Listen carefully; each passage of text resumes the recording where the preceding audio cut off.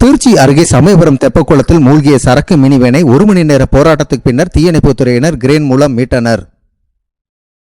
திருச்சி மாவட்டம் சமயபுரம் பகுதியில் உள்ள அருள்மிகு சமயபுரம் மாரியம்மன் கோவிலுக்கு தமிழகம் மட்டுமின்றி பல்வேறு மாநிலங்களில் இருந்து பக்தர்கள் வருகை தருகின்றனர். மாதத்தில் அனைத்து நாட்களிலும் வெளியூர்களில் இருந்து தங்களது நேர்த்திக்கடனை நிறைவேற்ற பாத யாத்திரையாக நடந்து வருகின்றனர்.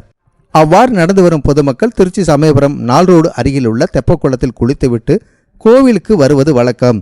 மேலும் அவர்கள் வேண்டியிருந்த நேர்த்திக்கடன் அக்னி சட்டி எடுத்தல், பால்குடம் எடுத்தல் மற்றும் குழந்தையை தொட்டில் வைத்து கொண்டு ஊர்வலம் வருதல் மற்றும் அழகு குத்தல் உள்ளிட்ட பல்வேறு நேர்த்திக்கடன்கள் இந்த தெப்பக்குளத்தில் இருந்துதான் எடுத்து வரப்படுகிறது. இந்த நிலையில் இந்த தெப்பக்குளம் அருகே வாடகை வாகனங்கள் மற்றும் ஆட்டோக்கள் நிறுத்துமிடமாகவும் பயன்படுத்தப்பட்டு வருகிறது. மேலும் வெளியூர்களிலிருந்து அம்மன் படம் வைத்து அலங்கரிக்கப்பட்ட வாகனங்கள் இங்கு நிறுத்தப்படுவது வழக்கம். மேலும் நேர்த்திக்கடன் கொண்டு செல்லும் பொழுது அந்த வாகனத்தையும் எடுத்து சென்று விடுவார்கள். இந்த நிலையில் இன்று மதியம் 2 மணி அளவில் லோடு ஏற்றும் மினிவேன் ஒன்று அந்த தெப்பக்குளத்தில் உள்ளே மூழ்கியுள்ளது. இதனை அறிந்த அக்கம் பக்கத்தினர் குளத்தில் உள்ளே வாகனம் இறங்கியது கண்டு அதிர்ச்சி அடைந்தனர். அதன் பின்னர் தீயணைப்புத்துறையினருக்கு மற்றும் காவல்துறையினருக்கு தகவல் தெரிவித்ததை அடுத்து அங்கு வந்த இரு தரப்பினரும் மூழ்கிய வாகனத்தை மீட்கும் பணியில் ஈடுபட்டனர். அப்போது வாகனத்தில் உள்ளே யாரும் இல்லை என்பது உறுதி செய்யப்பட்டது. இதனைத் தொடர்ந்து நீண்ட நேரம் போராட்டத்திற்கு பின்னர் இந்த வாகனம் தீயணைப்புத்துறையினரின் உதவியுடன் கிரேன் மூலம் மீட்கப்பட்டது. வாகனத்தை யார் அங்கு நிறுத்தியது, வாகனம் தானாக தெப்பக்குளத்தில் உள்ளே இறங்கியதா, யாரேனும் வாகனத்தை உள்ளே தள்ளிவிட்டார்களா என்பது குறித்தும் போலீசார் விசாரணை நடத்தி வருகின்றனர்.